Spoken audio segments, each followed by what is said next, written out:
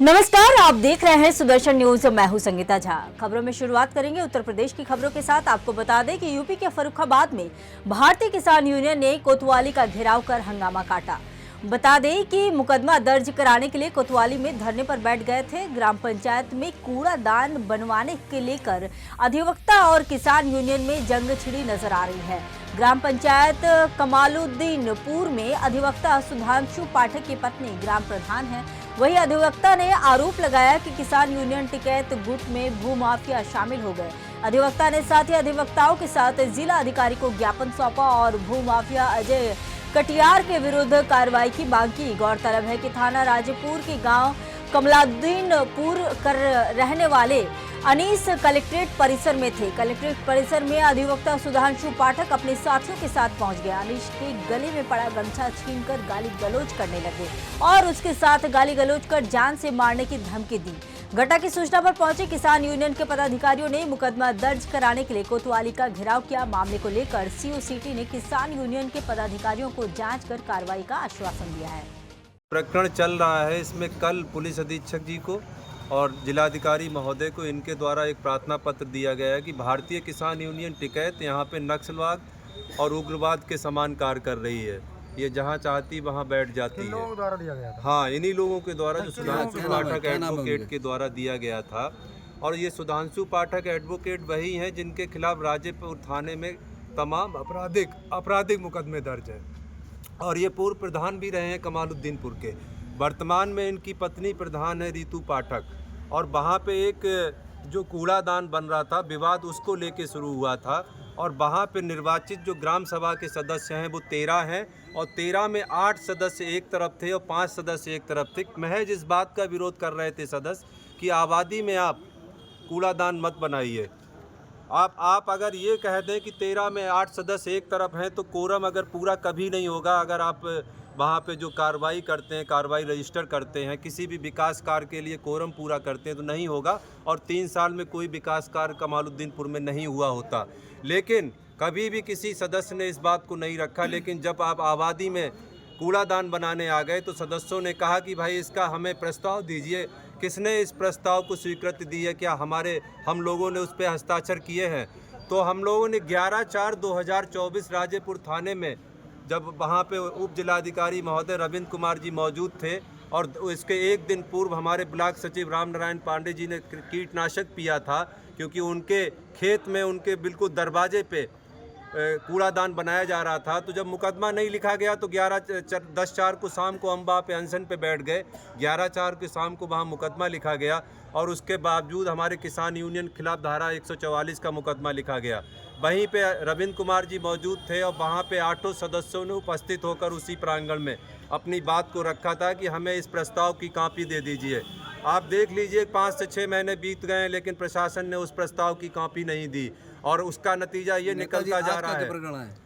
ये इस मामले को लेकर अभी तक आज का प्रकरण यही है कि अभी 5 दिन पहले वहाँ पुनः इस कूड़ादान को निर्माण शुरू हुआ, जिसका वहाँ के सदस्यों ने विरोध किया और 112 बुला के वहाँ का कूड़ादान बनने से रोका।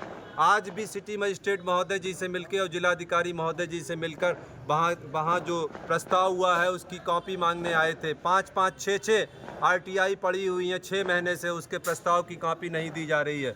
तब यहाँ पे ये तय हुआ प्रशासनिक स्तर से कि अगर ये एफिडेविट देते हैं तो हम कार्रवाई करेंगे। एफिडेविट बनवाने का ही कार्यक्रम उनके जो हमारे वकील है धीरे प्रशासनिक अधिकारी जो किसान नेताओं का साथ नहीं दे रहे। देखिए, प्रशासनिक अधिकारी जो किसान नेताओं का साथ नहीं दे रहे हैं उसमें कहीं ना कहीं राजनीतिक बिंदु आ रहे हैं। हमें लगता है कि प्रशासन जो है वो इस समय कहीं ना कहीं दबाव में है और हम अपनी न्यायप्रिय बात जो है हम अपने पत्रकार बंधुओं के माध्यम से उनसे पुनः पहुंचाना चाहेंगे कि हमारे सदस्य के जो हैं वो प्रस्ताव की कॉपी मांग रहे हैं। उस कॉपी को मांग रहे हैं जिस पे उनके हस्ताक्षर हैं। अगर हस्ताक्षर अगर साफ सुथरे हैं तो वो सुधांशु पाठक जी अगर वकील हैं और बुद्धिजीवी वर्ग से आते हैं तो उनको देने में क्या तकलीफ है? वो क्यों छुप के भाग रहे हैं और प्रशासन क्यों छुप के भाग रहा है और एक बड़ी घटना का इंतजार क्यों कर रहा है? इस मामले में अभी तक कार्रवाई भी हुई है। आज क्या घटना हुई?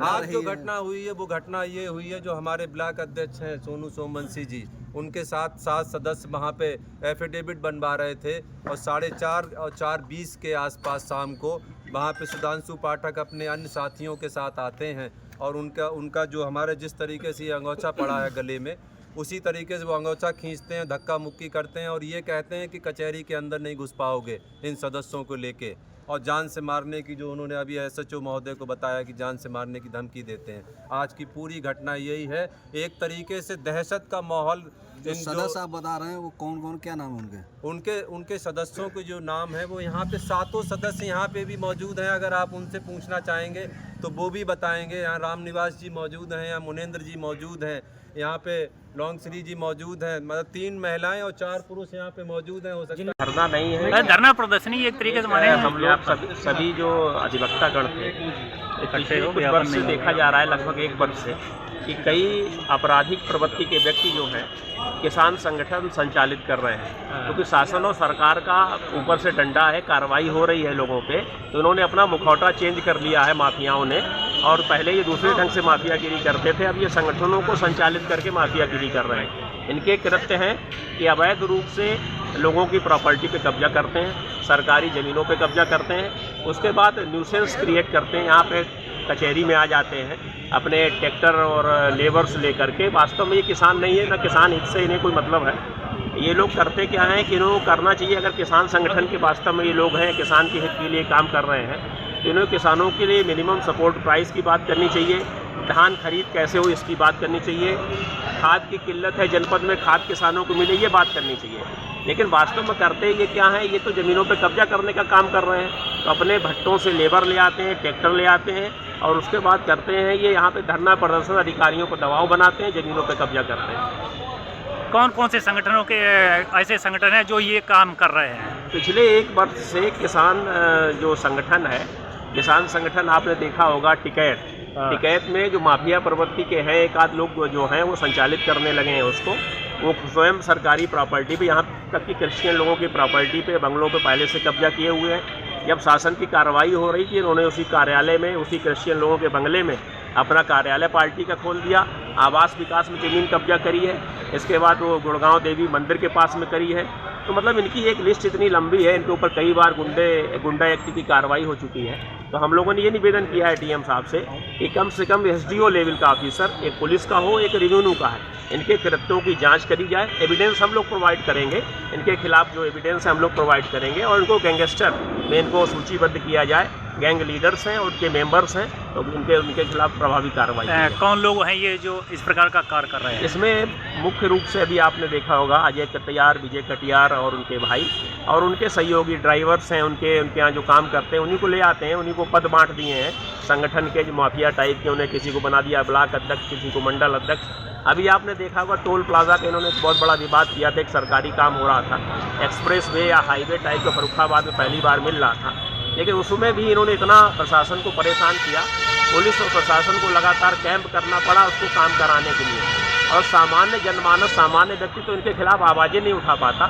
इसलिए हम लोग अधिवक्ताओं ने निर्णय लिया है कि कचहरी परिसर में आज इल्ज़ाम लगा देते हैं, लोगों के लिए समस्या क्रिएट कर देते हैं। इनकी एक उच्च स्तरीय जांच करा दी जाए और जांच के बाद इनको गैंग लीडर मानते हुए उनके खिलाफ कार्रवाई की। अभी आप जिलाधिकारी महोदय से मिले तो उन्होंने आपको क्या आश्वासन दिया है? जिलाधिकारी महोदय ने आश्वासन दिया है कि प्रशासन की इनसे की तो सभी लोग जानते हैं। जिलाधिकारी महोदय ने कहा है कि यदि आपके पास एविडेंस जितने भी हों आप लोग सब लोग प्रोवाइड करिए और इनके खिलाफ प्रभावी कार्रवाई होगी। गैंगस्टर की भी अगर आवश्यकता पड़ी तो गैंगस्टर की भी कार्रवाई इनके खिलाफ की जाएगी। अब बात करेंगे यूपी के गाजियाबाद की। आपको बता दें कि गाजियाबाद में मोदी नगर गोविंदपुरी स्थित शिव शक्ति धाम मंदिर में ट्रस्ट द्वारा एक व्यक्ति मनोज सक्सेना को ठेका दिया हुआ है, जो वहां पर कार्यक्रम आदि आयोजित करता है। इसके द्वारा एक मुस्लिम परिवार को शादी हेतु मंदिर परिसर के बगल में स्थित कमरे व धर्मशाला आवंटित की गई, जहां पर निकाह संपादित किया जा रहा था। ठेकेदार मनोज सक्सेना ने इस कृत्य से हिंदू संगठन के नीरज शर्मा व अन्य लोगों की भावनाएं आहत हुई, जिसके बाद मौके पर पहुंचकर इसका विरोध किया और मौके पर पुलिस को बुलाया गया और ठेकेदार के खिलाफ कार्रवाई की मांग करते हुए शिकायती पत्र सौंपा गया, जिसके बाद पुलिस ने तहरीर के आधार पर सुसंगत धाराओं में अभियोग पंजीकृत किया और ठेकेदार मनोज सक्सेना को हिरासत में लेकर अन्य आवश्यक वैधानिक कार्रवाई की जा रही है। 18 नवंबर 2024 को श्री नीरज शर्मा, जो मोदीनगर के रहने वाले हैं, के द्वारा थाना मोदीनगर पर यह तहरीर दी गई कि गोविंदपुरी स्थित शिव शक्ति धाम मंदिर में ट्रस्ट द्वारा एक व्यक्ति मनोज सक्सेना को ठेका दिया गया है जो वहाँ पे कार्यक्रम आदि आयोजित करता है। इसके द्वारा एक मुस्लिम परिवार को शादी हेतु मंदिर परिसर के बगल में स्थित कमरे व धर्मशाला आवंटित की गई थी, जहाँ पे आज 18 नवंबर को निकाह संपादित हो रहा था। जो ठेकेदार मनोज सक्सेना इसके कृत्य से नीरज शर्मा व अन्य की भावनाएं आहत हुई हैं। प्राप्त तहरीर के आधार पर थाना मोदीनगर पर सुसंगत धाराओं में अभियोग पंजीकृत किया गया है तथा ठेकेदार मनोज शर्मा को हिरासत में लेकर अन्य आवश्यक वैधानिक कार्रवाई की जाएगी। अब बात करेंगे यूपी के मिर्जापुर की। आपको बता दें कि मिर्जापुर में केंद्रीय मंत्री अनुप्रिया पटेल का गुस्सा पुलिस पर नजर आया। बता दें कि केंद्रीय मंत्री जिला अस्पताल पहुंची और मारपीट में हुए घायल अपना दल एस के कार्यकर्ता का हाल जाना। वहीं एफआईआर दर्ज नहीं होने पर पुलिस अधिकारियों को जमकर फटकार लगाई। अनुप्रिया पटेल के अस्पताल पहुंचने के बाद एसएसपी पहुंचे, सीओ अस्पताल के सीएमएस विंध्याचल पुलिस को फटकार लगाई। क्या कुछ कहा आप भी सुनिए। पार्टी का कार्यकर्ता है और विंध्याचल थाना क्षेत्र के अंतर्गत का ये प्रकरण है। कार्यकर्ता के घर में घुस के लोगों ने शराब पी, उन्हें मना किया गया तो उसकी बच्ची को जबरन उठा के ले जाने लगे। पिता ने विरोध किया तो पिता को मार मार के उसका सर फोड़ दिया, माँ की हड्डी पसली तोड़ दी। इतने बुरे हालात हैं और इतनी शर्मनाक बात है कि अभी तक हमारी पुलिस सो रही है। हमारे उत्तर प्रदेश की और देश की सरकार जीरो टॉलरेंस पे काम करती है। बहू बेटी के साथ किसी भी तरीके की हम लापरवाही बर्दाश्त नहीं करेंगे, किसी भी तरीके का अमर्यादित आचरण बर्दाश्त नहीं किया जाएगा। और ये हालात है, मैंने निर्देशित कर दिया है, 2 घंटे का मैं समय दे रही हूं। अगर एक्शन नहीं हुआ, एफआईआर नहीं हुई तो ये सब सीधे ये मामला मुख्यमंत्री के पास जाएगा। अब बात करेंगे यूपी के मेरठ की। आपको बता दें कि मेरठ पुलिस का ऑपरेशन लंगड़ा जारी है।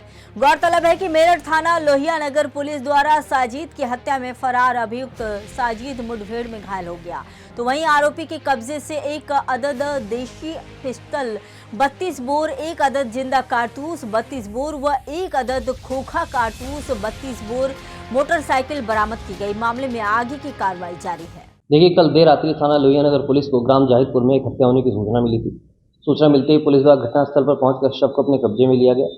पूछताछ एवं जांच पड़ताल में पाया गया कि साजिद पुत्र जमील एवं आफ्ताब की साजिद पुत्र महबूब के साथ किसी बात को लेकर कहासुनी हो गई थी, जिसके चलते साजिद पुत्र जमील एवं आफ्ताब ने साजिद पुत्र महबूब की गोली मारकर हत्या कर दी है। शव को कब्जे में लेकर पुलिस द्वारा पंचनामा किया गया तथा शव को मोर्चरी भेज दिया गया था। कल देर रात्रि ही पुलिस द्वारा 2 टीमें लगाई गई थी इन दोनों ही बदमाशों को पकड़ने के लिए।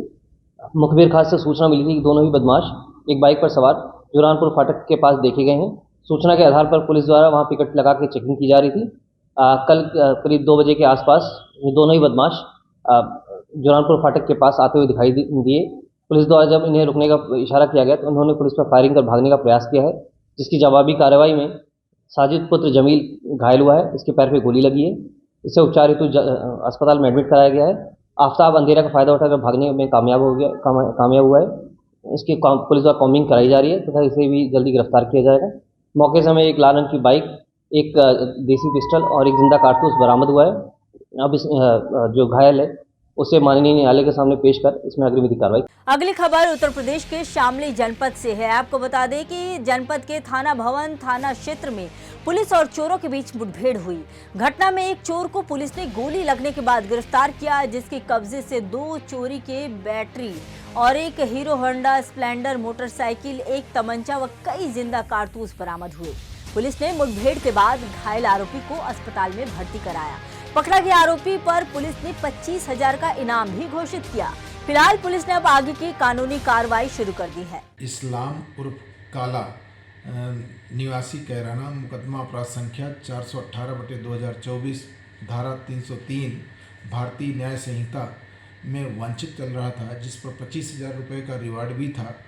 आज खानपुर पुलिया के पास से पुलिस मुठभेड़ में गिरफ्तार किया गया है, जिस पर पूर्व से ही 6 अभियोग पंजीकृत हैं। 2 अभियोग सोनीपत हरियाणा के भी इस पर जो है पहले से पंजीकृत हैं। इस अभियुक्त के कब्जे से 315 बोर का एक तमंचा, एक खोखा व 2 जिंदा कारतूस 315 बोर व एक मोटरसाइकिल बिना नंबर प्लेट हीरो स्प्लेंडर और एक बोरे में टावर से चोरी 2 बैटरी भी बरामद हुए हैं। इस पर विधिक कार्रवाई की जा रही है। अब बात करेंगे बिहार की। आपको बता दें कि बिहार के मुंगेर से खबर है, जहां बिहार पुलिस के ऑपरेशन मुस्कान में आम लोगों के खोए हुए 68 मोबाइल वापस किया गया, जहां अपना मोबाइल पाकर मोबाइल धारक खुश नजर आए। वहीं इस संबंध में जानकारी देते हुए एसपी ने बताया कि जिले के विभिन्न थाना क्षेत्र में खोए हुए छीने हुए जिला सूचना इकाई मुंगेर एवं मुंगेर पुलिस के सहयोग से 68 मोबाइल बरामद किया गया, जहां असली मोबाइल धारकों को इसे वापस कर दिया गया। जहां मोबाइल धारकों ने मुंगेर पुलिस की सराहना देते हुए उन्हें धन्यवाद दिया। मुंगेर में ऑपरेशन मुस्कान में मिले गायब फोन 68 लोगों को वापस मिल गए हैं। मेरा फोन लगभग 6 मंथ से ज़्यादा हो गया है, तो फ़ोन चोरी हुआ था और आज मिल गया है मुंगेर डीएसपी ऑफिस में। सर हम सराहना किए हुए थे, लेकिन 6 मंथ के बाद फ़ोन मिला हमको। तो कैसा लग रहा है? बहुत अच्छा लग रहा है। क्या कहेंगे मुंगेर पुलिस को? धन्यवाद, बहुत बहुत धन्यवाद देते हैं। क्या नाम हुआ आपका? मेरा नाम अंजलि कुमारी हुआ, हम सफियाबाद से बिलोंग करते हैं, मुंगेर डिस्ट्रिक्ट से। 20 अप्रैल को हिराया के तहत चुनाव से पहले जब से चुनाव से पहले खोया था, तो उसके बाद ऑपरेशन मुस्कान की तरह एसपी द्वारा वितरण दिया गया। कैसे? एसपी ऑफिस से फ़ोन आया था। क्या कल सुबह फ़ोन आया था कि आपका मोबाइल मिल गया है, आप चले आइएगा तस्वीर कार्यालय। तो बहुत अच्छा महसूस कर रहे हैं। क्या कहेंगे मुंगेर पुलिस को? एसपी साहब को बहुत धन्यवाद करता हूँ। क्या नाम हुआ आपका? शंकर कुमार के तहत आज मुंगेर ज़िला में कुल 68 मोबाइल जो पूरे ज़िला से चाहे तो खोए थे या फिर गायब हुए थे या चोरी हुए थे, तो उन सब मोबाइल्स को हमारी जो डिस्ट्रिक्ट की डीआईयू टीम है उसके द्वारा और थाना की टीम के द्वारा रिकवर किया गया। और ऐसे कुल 68 मोबाइल को रिकवर किया गया है और उनके जो सही हकदार थे, जो ओनर थे, उन सबको हम लोगों ने यहाँ पे पुलिस कार्यालय में बुला करके उन सबको उनका मोबाइल वेरीफाई करने के बाद उनको हस्तगत कराया, उनको सौंपा है।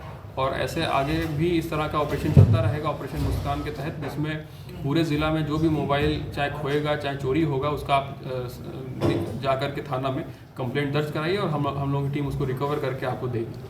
अब बात करेंगे मध्य प्रदेश की धार की। आपको बता दें कि जहां मध्य प्रदेश सरकार गरीबों के स्वास्थ्य के लिए करोड़ों का बजट रखकर आम लोगों के स्वास्थ्य का ध्यान रख रही है, लेकिन कुछ डॉक्टर लाखों रुपए की तनख्वाह लेकर भी सरकार का नाम खराब व आम लोगों की जेब काटने को उतारू है। और ऐसा ही मामला सरकारी अस्पताल का बताया जा रहा है, जहां पहुंचकर देखा तो हैरान करने वाली तस्वीर नजर आई, जहां धार जिले के सरदारपुर तहसील में बने सामुदायिक स्वास्थ्य केंद्र इन दिनों चर्चा का विषय बना हुआ है। यहाँ पर डॉक्टर तो पदस्थ हैं, लेकिन मरीजों का उपचार सरकारी अस्पताल में ना करते हुए अपने सरकारी आवास में मरीज का उपचार करते नजर आ रहे हैं। तो वहीं दूसरी ओर ओपीडी में मरीजों की भारी भीड़ डॉक्टर का इंतजार करते नजर आती है कि कब डॉक्टर ओपीडी में आए और मरीज का उपचार करे, लेकिन डॉक्टर अपने आवास में मरीज का उपचार करते नजर आ रहे हैं। तो वहीं अब प्रशासन से कार्रवाई की मांग की जा रही है। अभी हमने तो विजिट किया, तो जो ड्यूटी टाइम पे वो डॉक्टर वहाँ मिले हैं हमें। अगर आपके माध्यम से खबर मिल रही है तो निश्चित तौर से इसकी जांच कराएंगे और जो भी विधिक कार्रवाई होगी वो करेंगे। सर, हमने देखा डॉक्टर नितिन जोशी जो उनके आवास पे मरीजों का उपचार कर रहे, बाकायदा फीस ली जा रही है, मरीज एडमिट वहाँ पर बाटा चढ़ाई जा रही है। नहीं, इसमें जैसे हॉस्पिटल टाइम पे वहाँ हॉस्पिटल ड्यूटी करेंगे। अगर हॉस्पिटल टाइम के आउट ऑफ अगर वो तो वहाँ प्रैक्टिस करते हैं तो अगर टेबल प्रैक्टिस वगैरह वो कर सकते हैं, उनको एनपीए वगैरह नहीं मिलता है, इसलिए उनको राइट है, लेकिन ड्यूटी टाइम के बाद में। सर, आप कार्रवाई का बोल रहे हैं, लेकिन जैसे ही अगर आप जाते हैं तो उनको सूचना मिल जाती है, तब तो वो प्रैक्टिस करेंगे? नहीं, मैं जब भी गया वहाँ पे दो चार बार कहीं बार जाना होता है, मेरा औचक ही निरीक्षण हुआ, कोई इन्फॉर्मेशन नहीं मिली। जैसे मेरे कुक्षी जाना हुआ या बाग जाना हुआ तो वहाँ भी औचक ही जाता हूँ, यहाँ से कोई इन्फॉर्मेशन नहीं मिलती है। सर, अगली खबर मध्य प्रदेश के ग्वालियर से है। आपको बता दें कि आमजन की समस्याओं के निराकरण के लिए प्रदेश सरकार द्वारा प्रत्येक मंगलवार को जिला व तहसील स्तर पर आयोजित की जा रही जन सुनवाई में अधिकारियों के समक्ष कर्मचारियों पर रिश्वत लेने के गंभीर आरोप भी लगते नजर आ रहे हैं। और ऐसा ही एक मामला ग्वालियर विकास प्राधिकरण की जन सुनवाई में देखने को मिला, जहां प्राधिकरण के सीईओ नरोत्तम भार्गव के समक्ष हितग्राही रामकिशोर मिश्रा ने शताब्दीपुरम फेज 3 योजना के तहत प्लॉट के अतिरिक्त भूमि आवंटन को लेकर उपयंत्री गणेश पाटिल पर 16,000 रुपए रिश्वत लेने का आरोप लगाया। वहीं ग्वालियर विकास प्राधिकरण के सीईओ नरोत्तम भार्गव ने गहरी नाराजगी व्यक्त करते हुए जांच समिति गठित करने के निर्देश अधीनस्थ अधिकारियों को दिए हैं। वहीं एक मामला ऐसा भी आया कि जगदीश कुमार, जो कि 12 वर्षों से पट्टे के लिए ग्वालियर विकास प्राधिकरण के चक्कर काट रहे थे और प्लॉट सेक्शन बाबू द्वारा उन्हें परेशान किया जा रहा था, जिसका निराकरण मौके पर ही सीओ नरोत्तम भार्गव ने किया है। साथ ही जन सुनवाई में उपस्थित अधिकारियों और कर्मचारियों को आमजन की समस्याओं का निराकरण करने के अधीनस्थ अधिकारियों सहित कर्मचारियों को आदेश भी दिए गए। हमने उस पर नापने के बाद पता लगा हमारी जो 2 जगह एक्स्ट्रा बच रही है, तो हमने कहा साहब ये हमको मिल जाएगी। मैंने आवेदन लगाया तो यहाँ के लोग गए तो उन्होंने कहा कि ठीक है हो जाएगी, आश्वासन दे दिया। फिर बाद में उन्होंने कहा कि 16,000 पैसे लगे, फीस लगे, तो हम फीस दे दी 16,000 रुपये। ये गणेश पाटिल ने, ये सभी यहाँ पे पदस्थ, ये कहा था कि हमको आपको 1.5 लाख रुपये लगेंगे, उसके बाद आपको स्वीकृति मिलेगी। ये इस तरह की शिकायतें आती हैं लगातार, लेकिन मेरी कोशिश रहती है कि मैं नोटिस इशू करके जांच करा के और इस तरह के प्रकरणों का निराकरण कराऊँ। इसमें आवश्यकता इतनी होती है कि कई बार आवेदक भी अवेयर नहीं है, उन्हें ये पता है कि सिर्फ हमने मौखिक कह दिया और हमें अतिरिक्त भूमि मिल जाएगी। इसकी एक प्रक्रिया है, आवेदन करें, मौके की रिपोर्ट देखेंगे और अतिरिक्त भूमि है तो हम करते हैं उसकी। अगर अतिरिक्त भूमि किसी अन्य काम के लिए आरक्षित नहीं है तो उसको आवंटित किया जा सकता है। जिन लोगों के बीच की भूमि होती है, जिन प्लॉट्स के, उन दोनों का बराबर अधिकार होता है। उसकी विज्ञप्ति के बाद ये तय होता है। अगर आपत्ति नहीं आती है तो ऐसी दशा में उसको आवंटित किया जाता है। अब बात करेंगे कर्नाटक की। आपको बता दें कि कर्नाटक के बेलगांव जिले के रायबाग तहसील के बेड़वाड़ गांव में एक 5 माह की गर्भवती महिला के आत्महत्या करने का मामला सामने आया। बताया जा रहा है कि ललिता सदानंद करजगी ने घर में फांसी लगाकर आत्महत्या कर ली। तो वहीं पारिवारिक कलह की पृष्ठभूमि में आत्महत्या की आशंका जताई जा रही है। ललिता के परिवार का आरोप है कि उसकी हत्या कर फांसी पर लटका दिया गया है। घटना होते ही ललिता का पति और उसके परिजन फरार हो गए। ललिता के परिवार वालों ने मौत पर शोक व्यक्त किया और वहीं रायबाग पुलिस ने मौके पर जाकर जांच की और थाने में मामला दर्ज कर आगे की कार्रवाई जारी है। फिलहाल के लिए इस बुलेटिन में इतना ही। देश दुनिया की तमाम खबरों के लिए देखते रहिए सुदर्शन न्यूज। जय हिंद।